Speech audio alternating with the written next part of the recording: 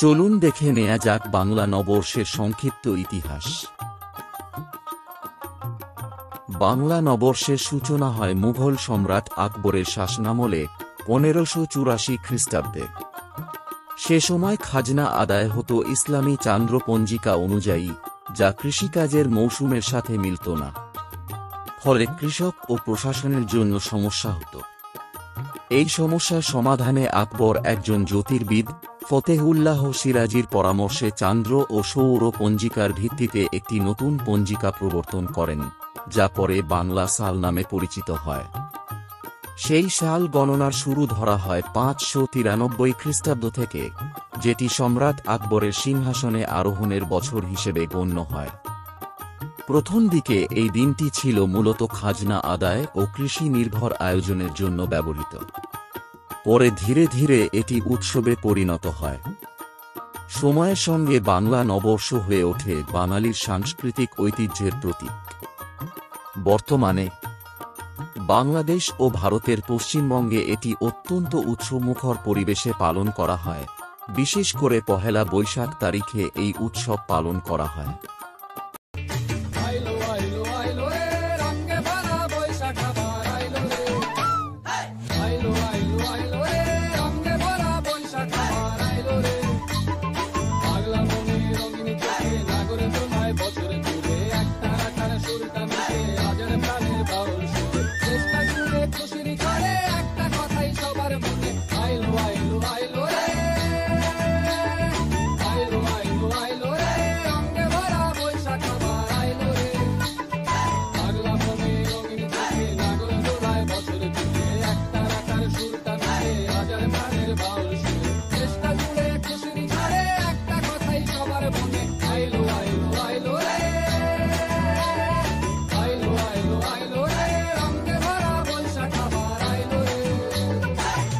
Alcatraz যুক্তরাষ্ট্রের San Francisco উপসাগরের মাঝে অবস্থিত একটি দ্বীপ, যেখানে একসময় ছিল বিশ্বের অন্যতম কুখ্যাত কারাগার।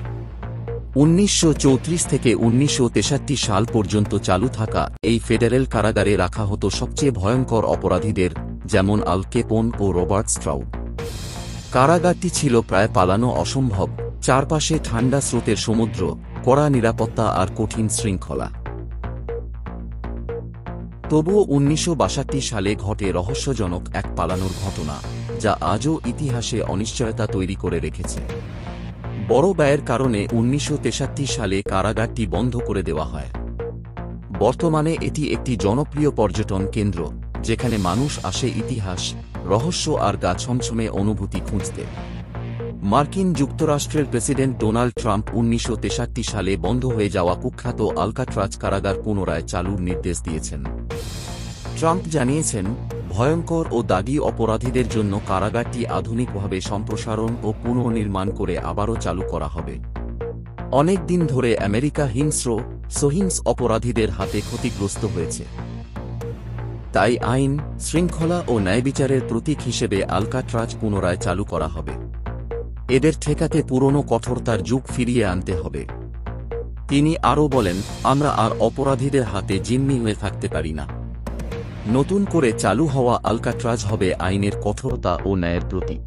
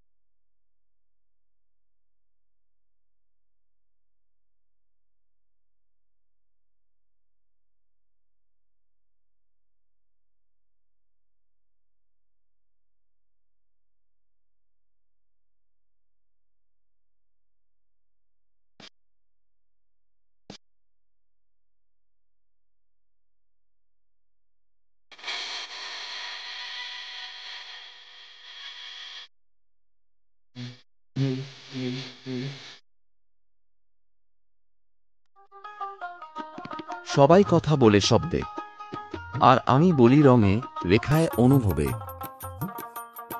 একটা ছবি কখনো শুধু ছবি নয়, ওটা হয়তো কারো না বলা গল্প, কারো জমে থাকা স্বপ্ন, তুলির প্রতিটা চাল, কাগজের প্রতিটা স্পর্শ বলে দেয় আমি কেমন আছি। এটাই আমার ভাষা, আমার ছবি। ছবি আঁকা শুধু একটি সৃজনশীল কাজ নয়, এটি একটি অনুভূতি, একটি কল্পনা, একটি গল্প।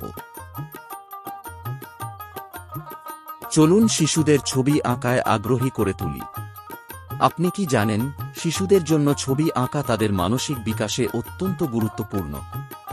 এটি তাদের চিন্তাভাবনা ও সৃজনশীলতা বিকাশের এক অসাধারণ উপায়। ছবি আঁকার মাধ্যমে শিশুদের মস্তিষ্কের সৃজনশীলতা বৃদ্ধি পায়, যা পরবর্তী সময়ে তাদের সমস্যার সমাধান করতে সহায়তা করে।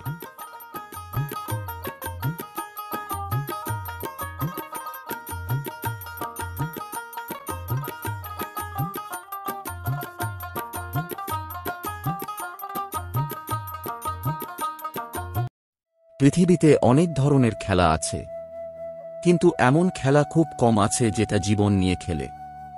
এই খেলায় সাহস আর পাগলামির পার্থক্য খুবই সামান্য। এটা হলো বেস জাম্পিং। বেস শব্দের মানে হল বিল্ডিং, অ্যান্টেনা, স্প্যান আর আর্থ, মানে ভবন, টাওয়ার, ব্রিজ এবং পাহাড় থেকে লাফিয়ে পড়া। শরীরে শুধু একটা প্যারাশুট, আর নিচে কঠিন মাটি বা গভীর খাদ। এই খেলায় স্কাইডাইভিংয়ের মতো প্লেন থেকে লাফ দেওয়া হয় না, লাফ দেওয়া হয় অনেক কম উচ্চতা থেকে। এখানে প্যারাশুট খোলার জন্য সময় খুব কম, আর এই অল্প সময়ের মধ্যেই বাঁচা না মরা নির্ভর করে।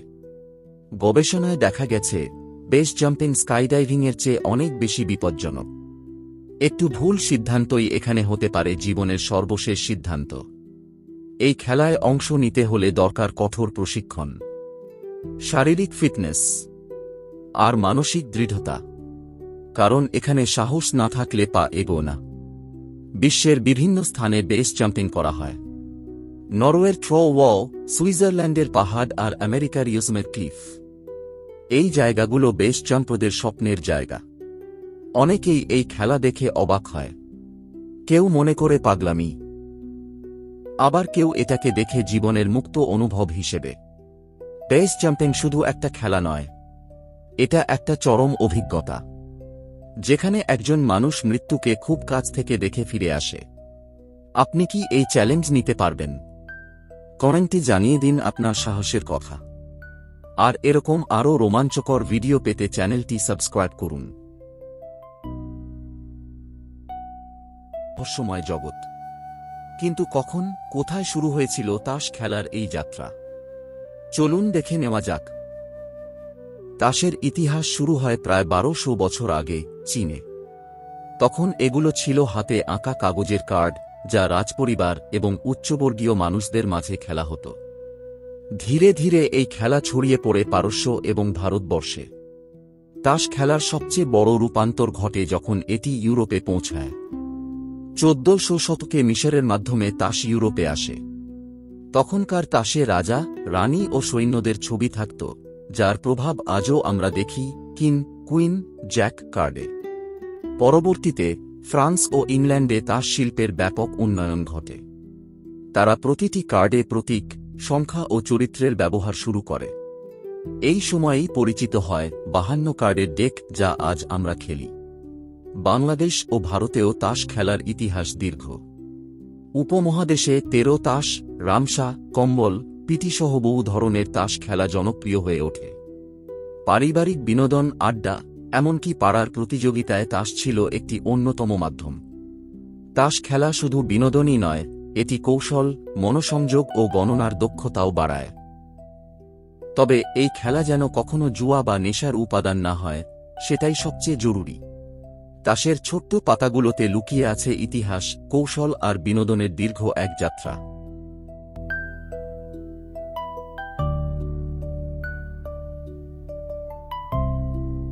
মদ। মানুষের ইতিহাসে মদের উপস্থিতি হাজার হাজার বছর আগের। প্রাচীন সময়ের মানুষ যখন ফল, মধু বা চাল সংরক্ষণ করত, তখন স্বাভাবিকভাবেই তা ফার্মেন্ট হয়ে এক ধরনের মদ তৈরি হতো। প্রায় ৭,০০০ বছর আগে চীনের জেহিউ অঞ্চলে চাল, মধু ও ফল থেকে তৈরি ফার্মেন্টেড পানীয়ের প্রমাণ পাওয়া গেছে। এটিকে মদের প্রাচীনতম রূপ হিসেবে ধরা হয়। এরপর মেসোপটেমিয়া ও প্রাচীন মিশরে মদ ব্যবহার হতো ধর্মীয় আচার, উৎসব আর দৈনন্দিন জীবনে। সুমেরীয়রা মদ ও বিয়ারের জন্য বিখ্যাত ছিল। মিশরীয়রাও ওয়াইন তৈরি করত এবং এটা ছিল রাজাদের খাবারের অংশ। গ্রিক ও রোমান সভ্যতায় মদ ছিল সংস্কৃতির অবিচ্ছেদ্য অংশ। গ্রিকদের ডায়োনিসাস আর রোমানদের বাক্কাস ছিল মদের দেবতা। তারা বিশ্বাস করত মদ আনন্দের উৎস। ইসলাম ধর্মমদকে হারাম ঘোষণা করে, কিন্তু মধ্যযুগে মুসলিম বিজ্ঞানীরা ডিস্টিলেশন বা পাতনের কৌশল উন্নত করেন। এই প্রযুক্তি পরবর্তীতে ইউরোপে ছড়িয়ে পড়ে এবং হুইস্কি, ভদকা, ব্র্যান্ডির মতো মদের জন্ম হয়। মধ্যযুগে ইউরোপের গির্জা ও মঠগুলোতে ব্যাপকভাবে ওয়াইন তৈরি হতো। সময়ের সঙ্গে সঙ্গে মদ শুধু এক ধরনের পানীয়ই নয়, বরং became part of trade, medicine and even politics. এভাবেই হাজার হাজার বছরের ইতিহাস জুড়ে মদ একদিকে সভ্যতার অংশ, আবার অন্যদিকে বিতর্কের কেন্দ্রবিন্দু হয়ে উঠেছে। তবে মদের আবিষ্কার ছিল এক ধরনের প্রাকৃতিক প্রক্রিয়ার ফল, যা মানুষ লক্ষ্য করে তার ব্যবহার শুরু করে। এটি কোনো একক ব্যক্তি নয়, বরং বিভিন্ন সভ্যতায় আলাদাভাবে আবিষ্কৃত ও ব্যবহৃত হয়।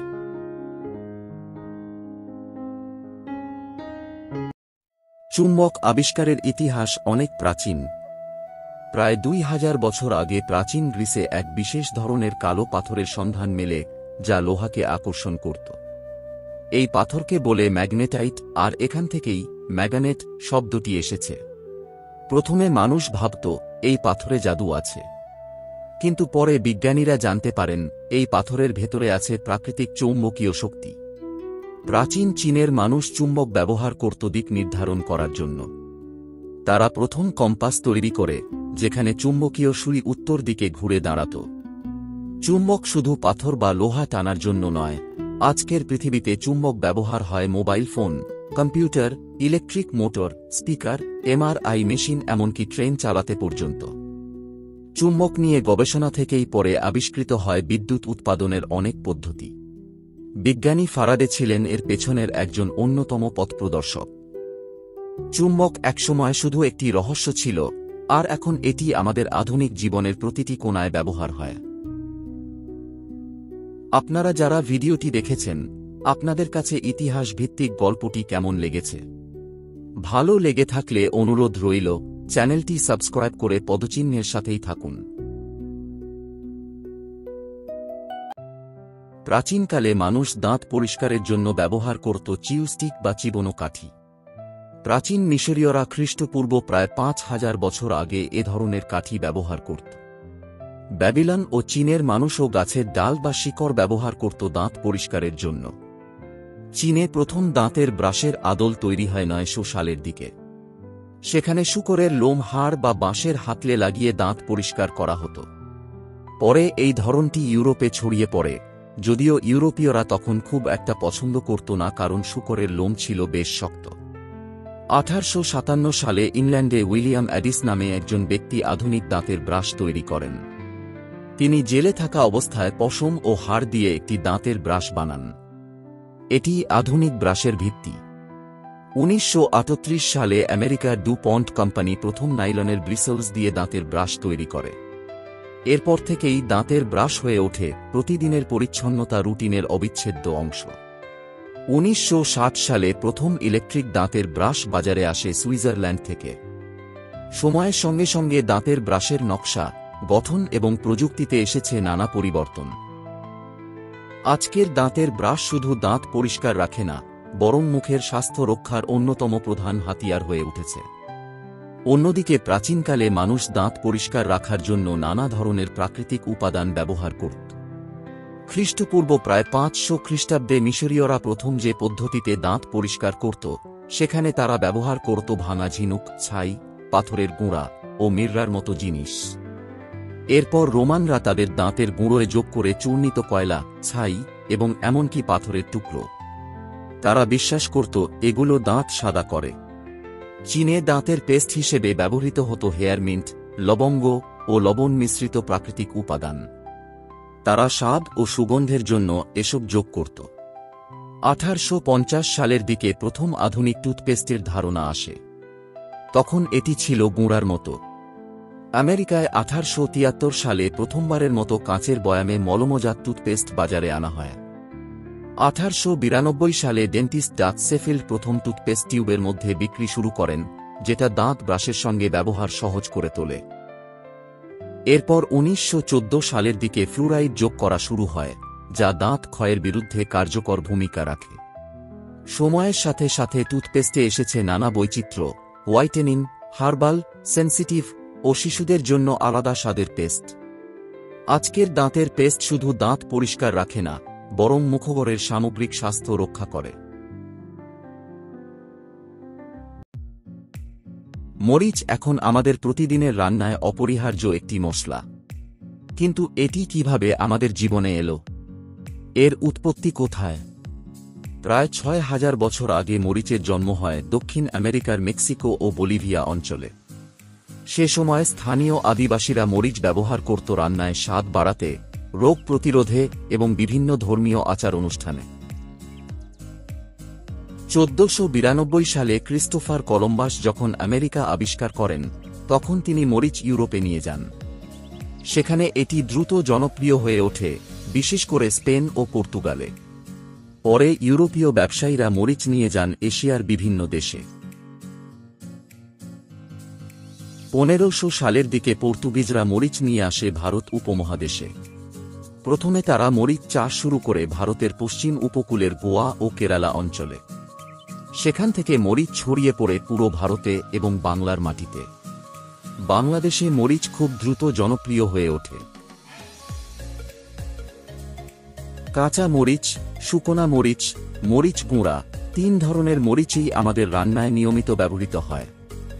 ঝাল খাবারের সাথে আমাদের ঐতিহ্যগত সম্পর্ক তৈরি হয় এই মরিচের হাত ধরেই। মরিচ শুধু স্বাদেই নয়, স্বাস্থ্যেও গুরুত্বপূর্ণ। মরিচে থাকা ক্যাপসাইসিন নামক উপাদান শরীর গরম রাখতে সাহায্য করে, রক্ত চলাচল বাড়ায় এবং হজমে সহায়তা করে। এছাড়াও এটি ব্যথানাশক হিসেবেও কাজ করে। আজ মরিচ শুধু একটি মশলা নয়, এটি ইতিহাস, সংস্কৃতি ও স্বাদের প্রতীক। আপনারা যারা ভিডিওটি দেখেছেন, আপনাদের কাছে ইতিহাস ভিত্তিক গল্পটি কেমন লেগেছে? ভালো লেগে থাকলে অনুরোধ রইল, চ্যানেলটি সাবস্ক্রাইব করে পদচিহ্নের সাথেই থাকুন।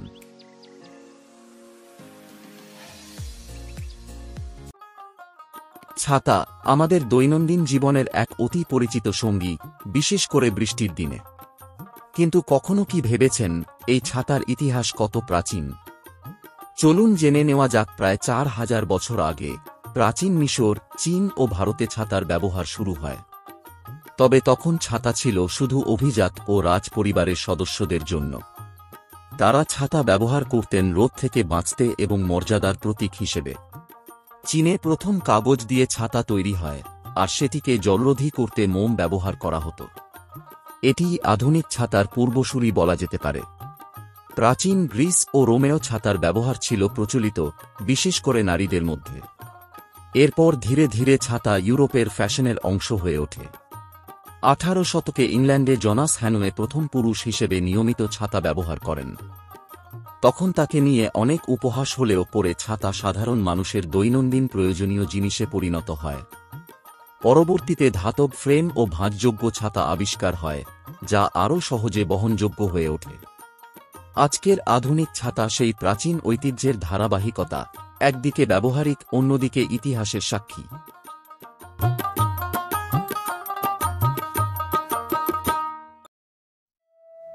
ঘোড়া, মানুষ আর ঘোড়ার সম্পর্ক ইতিহাসের শুরু থেকেই। তবে ঘোড়া শুধু বাহন নয়, একসময় ছিল শক্তি, গৌরব আর গর্বের প্রতীক। এই ঘোড়াকে কেন্দ্র করেই গড়ে উঠেছে এক চিরায়ত খেলা, ঘোড়ার দৌড়। ঘোড়ার দৌড়ের ইতিহাস 1000 বছরের পুরনো।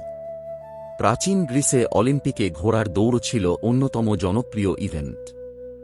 রোমান সাম্রাজ্যে চ্যারিয়েট রেসিং অর্থাৎ রথ টানা ঘোড়ার দৌড় ছিল এক বিশাল আয়োজন, যেখানে হাজার হাজার মানুষ জড়ো হতো রোমান কলিজিয়ামে। এই দৌড় শুধু খেলা ছিল না, ছিল রাজনীতি, প্রতিপত্তি আর শক্তির প্রদর্শনী। পরবর্তীতে আরবরা ঘোড়ার দৌড়কে নিয়ে আসে এক ভিন্ন রূপে। তারা ঘোড়ার শারীরিক সৌন্দর্য, গতি ও সহনশীলতাকে গুরুত্ব দিয়ে শুরু করে এক নতুন ধারা, যা আজও আমরা দেখি মধ্যপ্রাচ্যে ক্যামেল ও হর্স রেসিংয়ে। ইউরোপে ঘোড়ার দৌড় হয় রাজাদের প্রিয় খেলা। ইংল্যান্ডে ১৬০০ শতকে রানী এলিজাবেথের আমলে ঘোড়ার দৌড় এক রাজকীয় আয়োজন হয়ে ওঠে। তারপর ধীরে ধীরে গড়ে ওঠে ঘোড়ার দৌড়ের নির্দিষ্ট মাঠ, নিয়ম এবং বাজির প্রথা। আজকের আধুনিক ঘোড়ার দৌড় শুধুই খেলা নয়, এটি একটি বিশাল ইন্ডাস্ট্রি। বিশ্বব্যাপী লাখ লাখ মানুষ এই খেলায় অংশ নেয়, দেখে আর আর্থিকভাবে যুক্ত হয়। বাংলাদেশেও রয়েছে ঘোড়ার দৌড়ের নিজস্ব সংস্কৃতি। মেলার মাঠে, গ্রামীণ উৎসবে কিংবা ঐতিহ্যবাহী পালাগানে ঘোড়ার দৌড় এক জনপ্রিয় বিনোদন। কখনো প্রতিযোগিতা, কখনো সম্মান, আর কখনো শুধু আনন্দের জন্যই দৌড়ায় ঘোড়া। এই খেলা আমাদের মনে করিয়ে দেয়, গতির পেছনে আছে ইতিহাস, আর ঐতিহ্যের পেছনে লুকিয়ে আছে মানুষের ভালোবাসা। আপনারা যারা ভিডিওটি দেখেছেন, আপনাদের কাছে ইতিহাস ভিত্তিক গল্পটি কেমন লেগেছে? ভালো লেগে থাকলে অনুরোধ রইল, চ্যানেলটি সাবস্ক্রাইব করে পদচিহ্নের সাথেই থাকুন।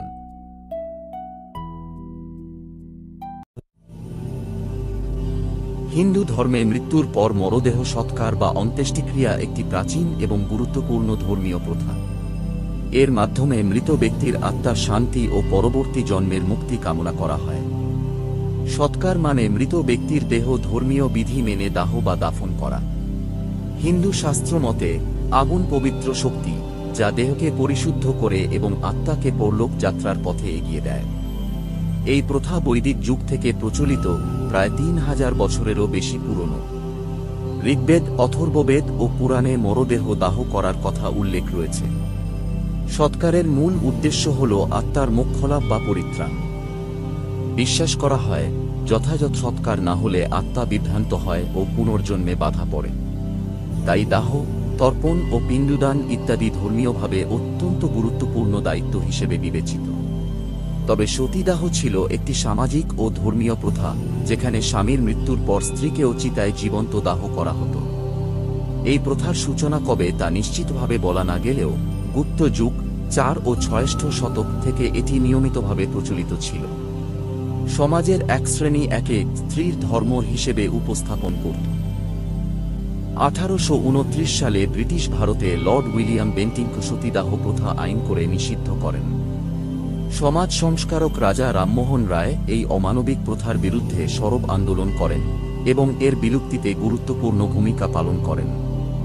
হিন্দুদের সৎকার একটি আধ্যাত্মিক ও ধর্মীয় বিশ্বাসভিত্তিক রীতি, যা হাজার হাজার বছর ধরে চলে আসছে। অন্যদিকে সতীদাহ ছিল একটি অমানবিক সামাজিক রীতি, যা সময়ের বিবর্তনে প্রগতিশীল চিন্তার কারণে বিলুপ্ত হয়েছে। কিন্তু একদিন সমস্ত ঋণ মুক্ত হয়ে আমি আসবো তোমার কাছে, নিজের সংঘর্ষ থেকে মুক্তি লাভ করে বিশ্রাম করতে আসবো।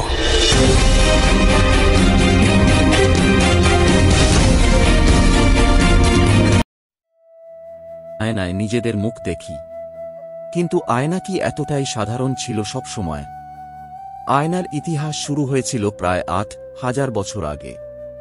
তখনকার আয়না ছিল পাথর, বিশেষ করে কালো অবসিডিয়ান পাথর ঘষে পালিশ করে বানানো। এগুলো মেক্সিকো, তুরস্ক ও মেসোপটেমিয়ায় পাওয়া গেছে।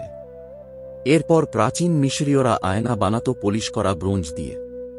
সেটা ছিল খুব ব্যয়বহুল, আর ব্যবহার করতেন রাজপরিবার বা অভিজাতরা। প্রথম কাঁচের আয়না তৈরি হয় রোমান সাম্রাজ্যের সময়। তবে তখন আয়নার পিছনে ধাতুর প্রলেপ দেওয়া হতো না, তাই প্রতিচ্ছবি হতো খুবই অস্পষ্ট।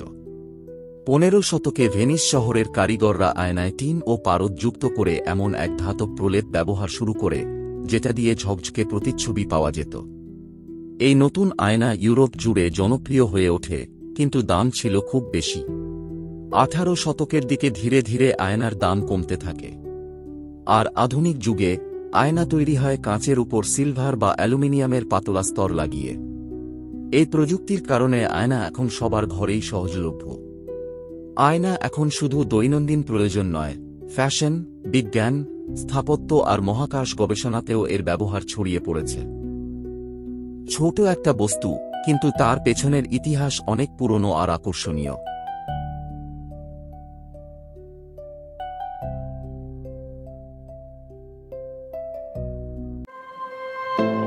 আজকে আমাদের গন্তব্য অবধূত শক্তি মঠ। ঝালকাঠির কলেজ খেয়াঘাট থেকে 20 মিনিট অটোরিকশা যোগে অবধূত শক্তি মঠে যেতে হয়।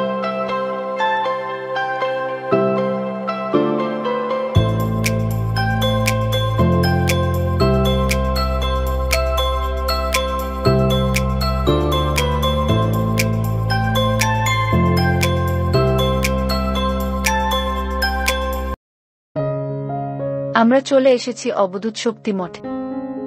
চলুন পুরো মন্দির ঘুরে দেখা যাক।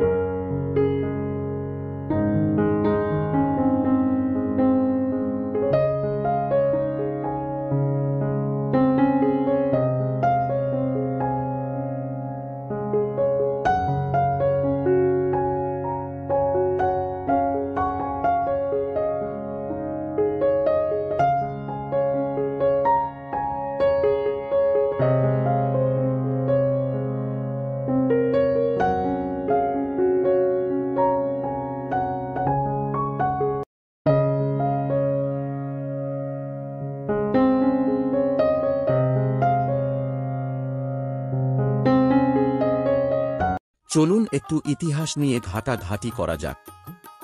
আজ আমরা জানব আমাদের চিরচেনা রিকশার অজানা ইতিহাস। রিকশার জন্ম জাপানে প্রায় 150 বছর আগে। 1869 সালে জাপানে প্রথম রিকশা তৈরি হয়।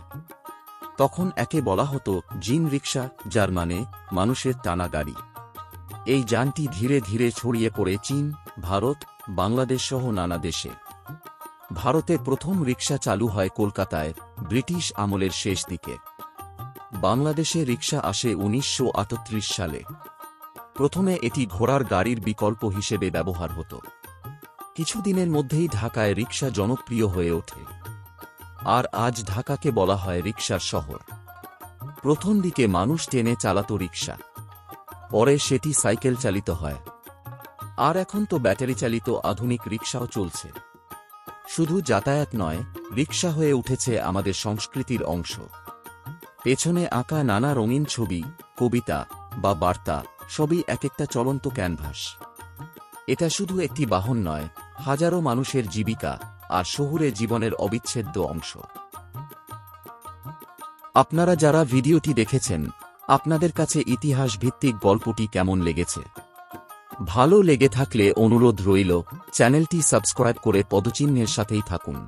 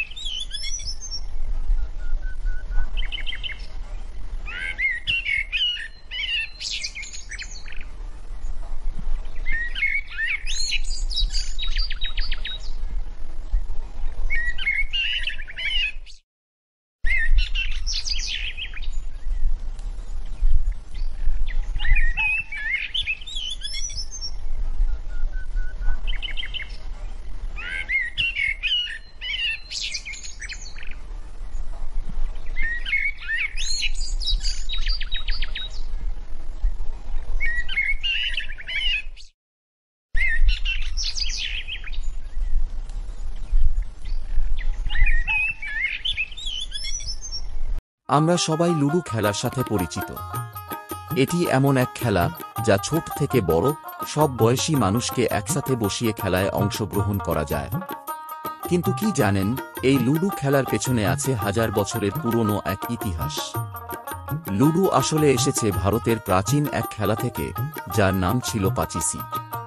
এই পাচিসি খেলা আবিষ্কৃত হয়েছিল ৬ষ্ঠ শতকে এবং তখন এটি রাজপরিবারে, বিশেষ করে রাজা বাদশাদের মধ্যে খুব জনপ্রিয় ছিল। ইতিহাস বলে মুঘল সম্রাট আকবর নিজেও এই খেলা খেলতেন। শুধু খেলতেন না, তিনি রাজপ্রাসাদের বড় উঠোনে মানুষের মাধ্যমে লাইভ বোর্ড তৈরি করে এই খেলায় অংশ নিতেন। পাচিসির বোর্ড ছিল কাপড় দিয়ে তৈরি এবং পাশা ছুঁড়ে কৌশলে গুটি চালানো হতো। এই খেলায় ৪ জন খেলোয়াড় একে অপরকে পরাজিত করার চেষ্টা করতেন। এটিকে শুধু খেলা হিসেবে নয়, অনেক সময় যুদ্ধকৌশল শেখার মাধ্যম হিসেবেও ব্যবহার করা হতো। এরপর অনেক বছর কেটে যায়। ১৮০০ শতকে যখন ব্রিটিশরা ভারতে আসে, তখন তারা এই খেলাটি দেখে মুগ্ধ হয়। এক ব্রিটিশ নাগরিক আলফ্রেড কলিয়ার এই পাচিসিকে ভিত্তি করে ১৮৯৬ সালে একটি নতুন খেলার রূপ তৈরি করেন। তিনি এটিকে আরও সহজ, ছোট ও বোঝার মতো করে তৈরি করেন, যাতে শিশুরাও সহজে খেলতে পারে। এই নতুন সংস্করণটির নাম দেওয়া হয় লুডো। তিনি এটিকে ইংল্যান্ডে পেটেন্ট করান। সেই থেকেই লুডোর আধুনিক যাত্রা শুরু। আর তাই আলফ্রেড কলিয়ারকে বলা হয় আধুনিক লুডোর জনক। আজকের দিনে লুডো শুধু বোর্ডে আটকে নেই। এটি মোবাইল, কম্পিউটার, এমনকি অনলাইনেও রীতিমতো ট্রেন্ডিং গেম। কিন্তু এর পেছনের এই সমৃদ্ধ ইতিহাস অনেকেই জানেন না। তাই বলা যায়, লুডো আমাদের অতীত, ঐতিহ্য ও বর্তমানের এক অনন্য সংযোগ।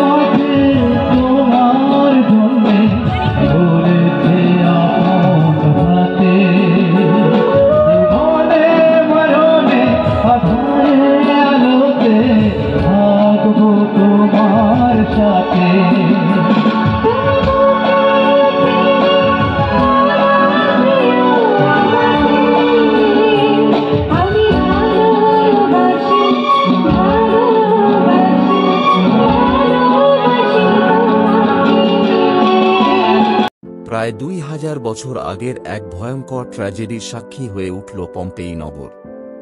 ৭৯ খ্রিস্টাব্দে আগ্নেয়গিরির অগ্ন্যুৎপাতে ধ্বংস হয়ে যাওয়া এই প্রাচীন রোমান শহরে সম্প্রতি পাওয়া গেছে ২টি নতুন কঙ্কাল, দুজনই পুরুষ, বয়স অন্তত ৫৫ বছর।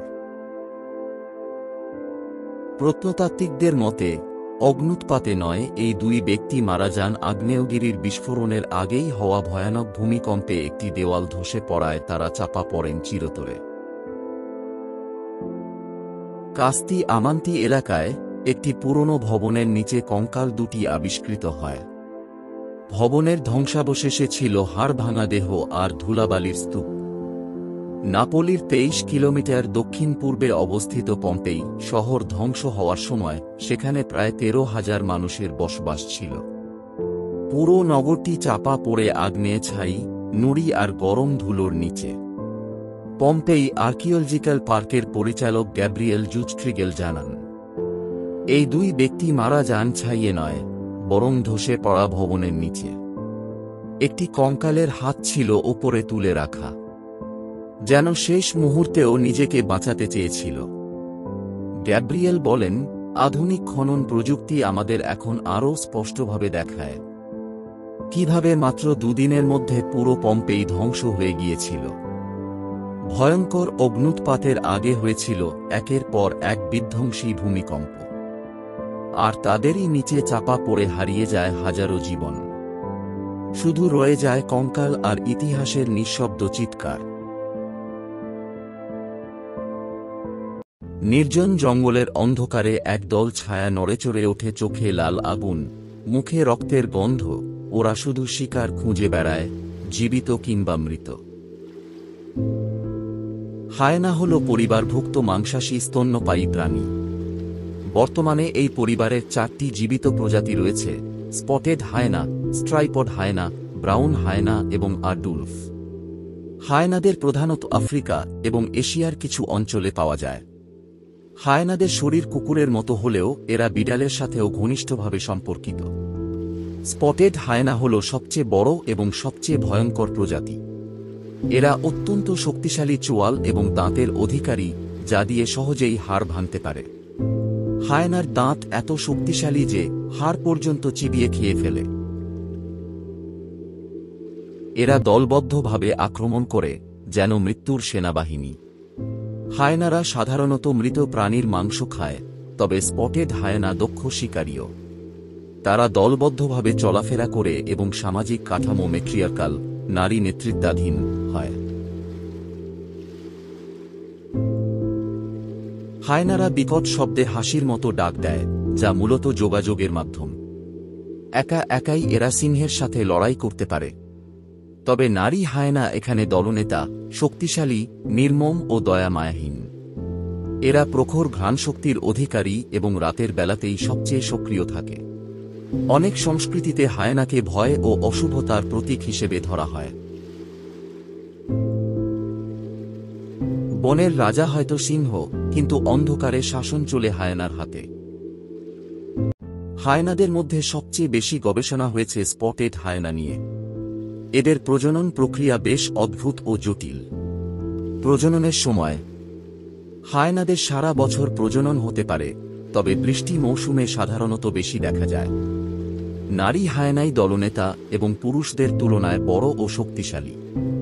মজার বিষয় হল, নারী হায়নারা পুরুষদের চেয়ে আরও আগ্রাসী হয়।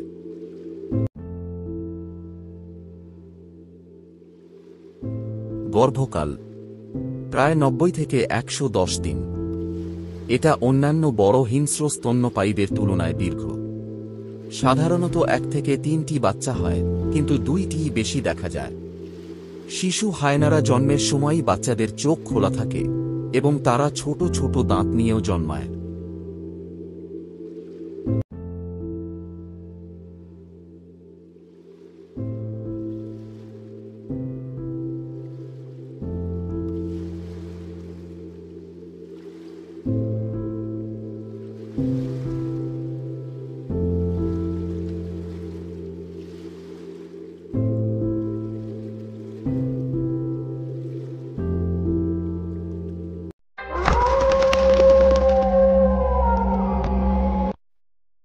রাত গভীর হলে, যখন চারদিক নিস্তব্ধ হয়ে যায়, তখনই শুরু হয় এক ভিন্ন জগতের খেলা। এই জগতের নাম হুডু, ব্ল্যাক ম্যাজিক ও কালো জাদু। হুডু আফ্রিকান লোকজ জাদুর এক ভয়ানক রূপ। এটা ধর্ম নয়, বরং শক্তি, যা আসে পূর্বপুরুষের বিশ্বাস, প্রকৃতির শক্তি আর গোপন মন্ত্র থেকে। তাদের বিশ্বাস, সঠিক উপাদান আর সঠিক সময়ে প্রয়োগ করলে একজন মানুষকে নিজের ইচ্ছামতো নিয়ন্ত্রণ করা যায়। তাবিজ, মাটির পুতুল, মৃত পাখির পালক, সবকিছুর পেছনেই লুকিয়ে থাকে এক রহস্য ও আতঙ্ক। ব্ল্যাক ম্যাজিক এটা শুধু একটা শব্দ নয়, এটা একটা ছায়া, যেটা মানুষের বিশ্বাস, ভয় আর লোভকে ব্যবহার করে। রাতের আঁধারে আয়নার সামনে তান্ত্রিকের মুখে উচ্চারিত হয় এমন সব শব্দ যা শুনলে গা শিউরে ওঠে। কারো ভালোবাসা কেড়ে নেওয়া, কারো সৌভাগ্য চুরি করে নেওয়া, সবই সম্ভব এই অদৃশ্য শক্তির মাধ্যমে। বাংলার অনেক গ্রাম এখনও বিশ্বাস করে জিন, পেতনি আর তান্ত্রিক বিদ্যা আসলেই বাস্তব। একজন ব্যক্তি রাতভর পুঁথি পড়ে কালো কাপড়ে মোড়া কিছু বস্তু মাটির নিচে পুঁতে রাখে। লোকেরা বলে তার মন্ত্রের জোরেই কেউ সন্তান পায়, আবার কেউ ধ্বংস হয়ে যায়। আজকের আধুনিক সমাজে বিজ্ঞান অনেক কিছুই ব্যাখ্যা করতে পারে, তবু কিছু বিশ্বাস, কিছু ভয় আজও মানুষের হৃদয়ে গাঁথা থাকে। এই জাদু কি শুধুই কল্পনা, নাকি সত্যিই কাজ করে? আপনি কি বিশ্বাস করেন হয়তো আপনার পাশেই কোনো এক ছায়া চুপচাপ অপেক্ষা করছে?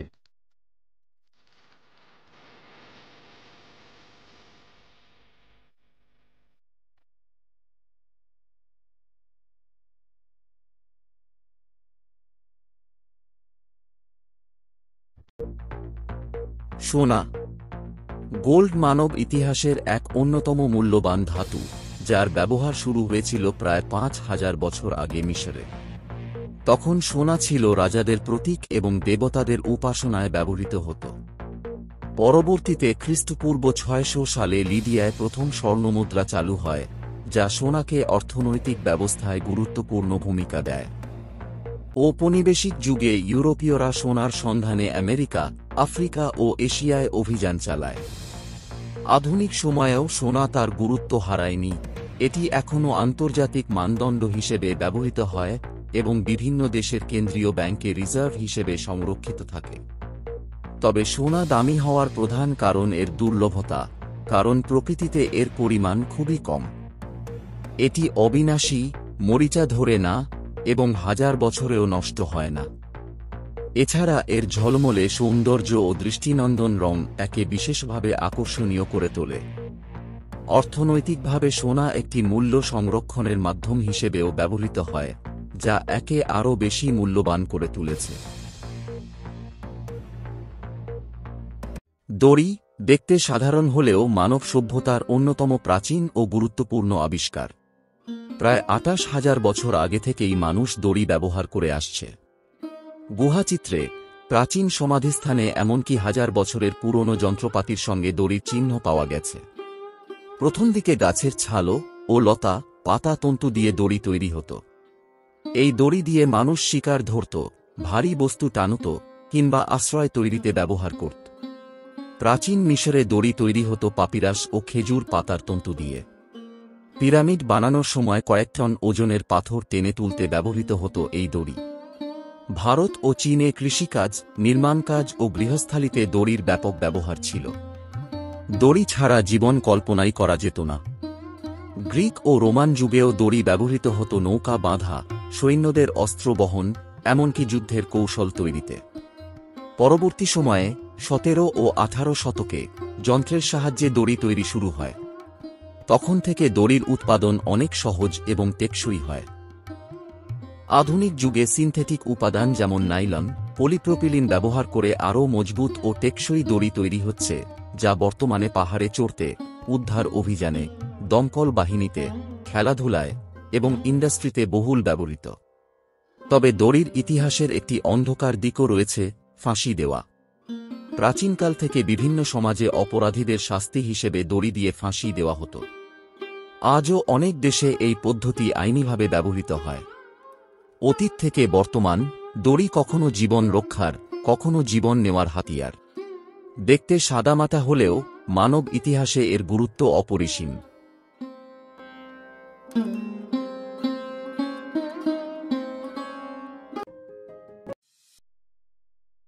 সময় পরিমাপ মানুষের প্রাচীনতম জ্ঞানগুলোর একটি।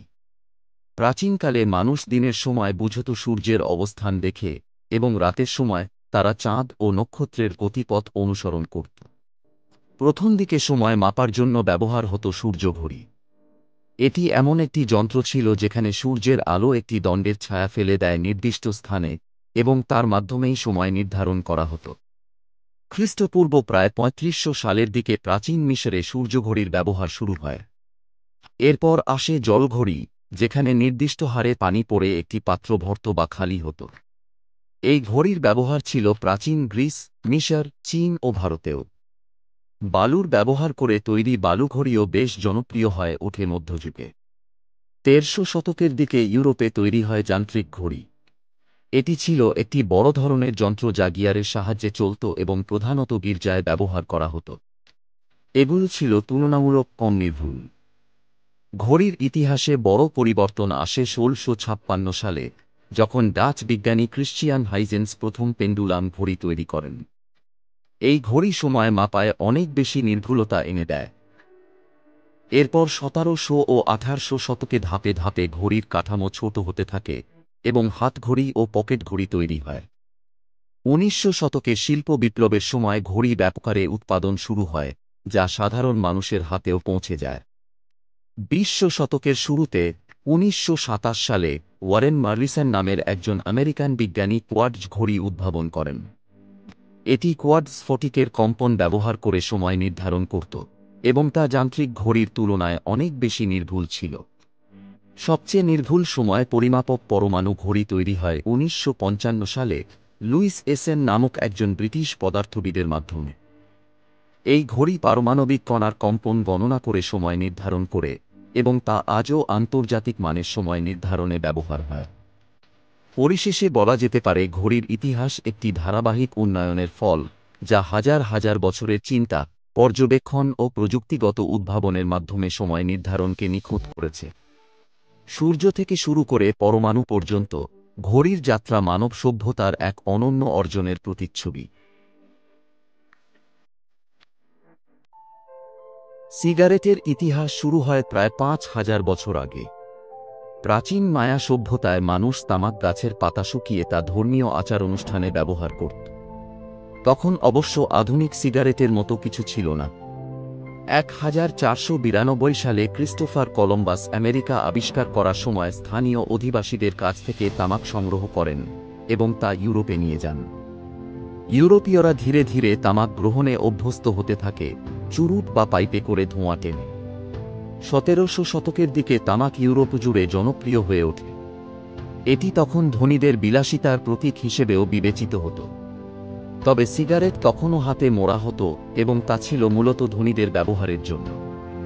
১৮৮০ সালে বড় পরিবর্তন আসে। যুক্তরাষ্ট্রের জেমস বনস্যাক নামের এক উদ্ভাবক সিগারেট তৈরির স্বয়ংক্রিয় মেশিন আবিষ্কার করেন। এই মেশিন প্রতি মিনিটে প্রায় ২০০টি সিগারেট তৈরি করতে পারত। এর ফলে সিগারেট সহজলভ্য ও সস্তা হয়ে পড়ে এবং দ্রুত জনপ্রিয় হয়ে ওঠে। বিশ্বজুড়ে সিগারেটের ব্যাপক প্রচার শুরু হয় ২০ শতকে। প্রথম ও দ্বিতীয় বিশ্বযুদ্ধের সময় সৈন্যদের মাঝে এটি বিনামূল্যে বিতরণ করা হতো, যা একে আরও জনপ্রিয় করে তোলে। কিন্তু সময়ের সঙ্গে সঙ্গে ধীরে ধীরে সিগারেটের ক্ষতিকর দিকগুলো সামনে আসতে শুরু করে। বিজ্ঞানীরা প্রমাণ করতে থাকেন যে সিগারেট ফুসফুস ক্যান্সার, হৃদরোগ সহ নানা মারাত্মক রোগের কারণ। অনেক দেশ তখন সিগারেটের বিজ্ঞাপন নিষিদ্ধ করে এবং সচেতনতা বৃদ্ধির জন্য বিভিন্ন পদক্ষেপ নেয়। আজকে সিগারেট কেবল একটি পণ্য নয়, এটি একটি বৈশ্বিক স্বাস্থ্য সংকটের প্রতীক। এই ইতিহাস আমাদের শেখায় একটি অভ্যাস কিভাবে পুরো সমাজকে প্রভাবিত করতে পারে। ফাঁসি, এটি একটি এমন শাস্তি যার নাম শুনলেই গা শিউরে ওঠে। কিন্তু এই শাস্তির ইতিহাস হাজার বছর পুরনো। প্রাচীন সভ্যতায়, বিশেষ করে ব্যাবিলন, গ্রিস এবং রোমান সাম্রাজ্যে মৃত্যুদণ্ড ছিল অপরাধ দমনের একটি প্রচলিত উপায়। সেই সময় অপরাধীর দৃষ্টান্তমূলক শাস্তি দিতে ফাঁসি জনসম্মুখে কার্যকর করা হতো। মধ্যযুগে ইউরোপে ফাঁসি হয়ে ওঠে আরও ভয়াবহ। অনেক সময় নিরীহ মানুষকেও শুধুমাত্র সন্দেহের ভিত্তিতে ফাঁসিতে ঝুলিয়ে দেওয়া হতো। জনসমক্ষে এই দৃশ্য দেখানো হতো মানুষকে ভয় দেখানোর জন্য, যেন কেউ অপরাধ করার সাহস না পায়। ভারতবর্ষে ব্রিটিশ শাসনামলে ফাঁসি ছিল আইনত বৈধ। বহু স্বাধীনতা সংগ্রামী, যেমন ক্ষুদিরাম বসু, ভগৎ সিং, সুখদেব এবং রাজগুরু ফাঁসির দড়িতে ঝুলেছিলেন। তারা মৃত্যুর মুখে দাঁড়িয়ে দেশের জন্য হাসিমুখে জীবন বিসর্জন দিয়েছিলেন। স্বাধীনতার পরেও ফাঁসি চালু থাকে। এখনও বাংলাদেশ ও ভারতসহ বিশ্বের বিভিন্ন দেশে এই শাস্তি কার্যকর হয়। তবে এটি শুধুমাত্র ধর্ষণ, হত্যা, যুদ্ধাপরাধ কিংবা দেশদ্রোহিতার মতো গুরুতর অপরাধের জন্য প্রযোজ্য। আধুনিক যুগে ফাঁসি নিয়ে বিতর্ক রয়েছে। কেউ বলেন এটি ন্যায়বিচারের চূড়ান্ত রূপ, আবার কেউ বলেন এটা একটি অমানবিক প্রথা। অনেক দেশ ইতিমধ্যেই ফাঁসি বাতিল করেছে, তবে এখনও বহু দেশে এটি একটি বৈধ শাস্তি হিসেবে বহাল রয়েছে। ফাঁসি শুধু একটি শাস্তি নয়, এটি একটি ইতিহাস। প্রত্যেকটি ফাঁসির দড়ির পেছনে থাকে কোনো না কোনো গল্প, কখনো অপরাধের, কখনো আত্মত্যাগের।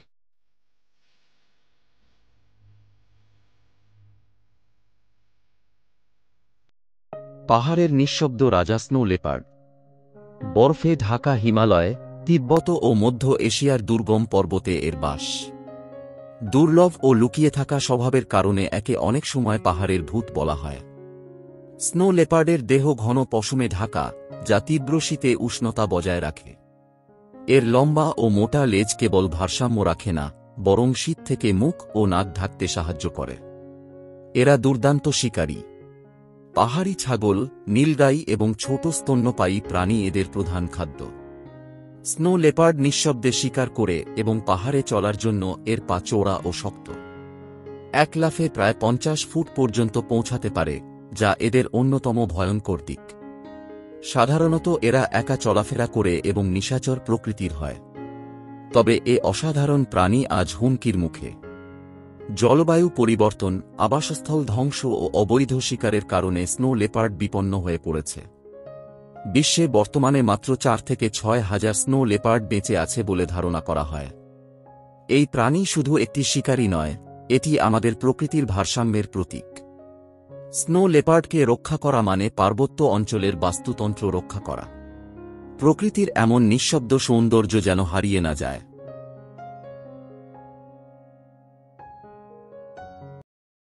তালা শব্দটা শুনলেই মনে হয় নিরাপত্তা, গোপনীয়তা আর নিয়ন্ত্রণ।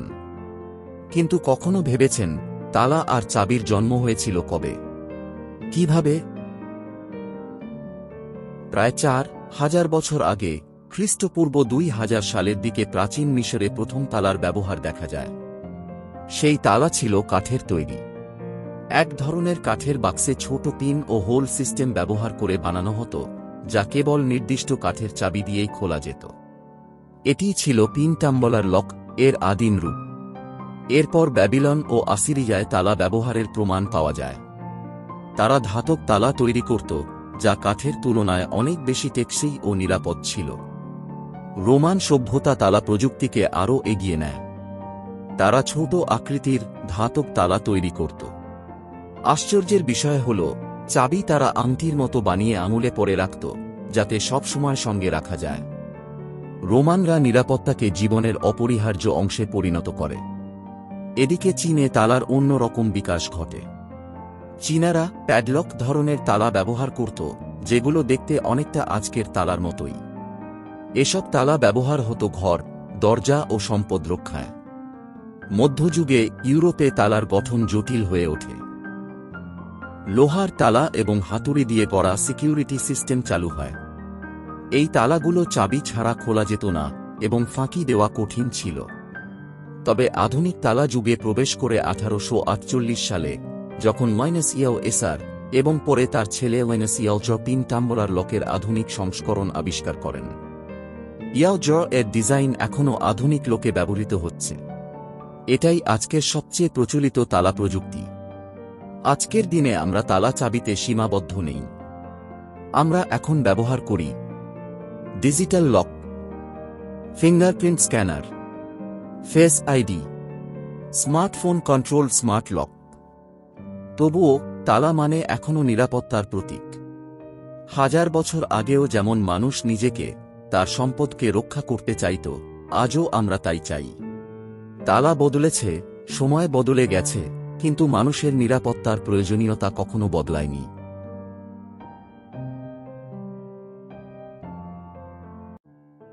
আজ আমরা জানব এক নিষ্ঠুর, অমানবিক অথচ দীর্ঘকাল ধরে চলে আসা একটি প্রথার কথা। ক্রীতদাস প্রথা।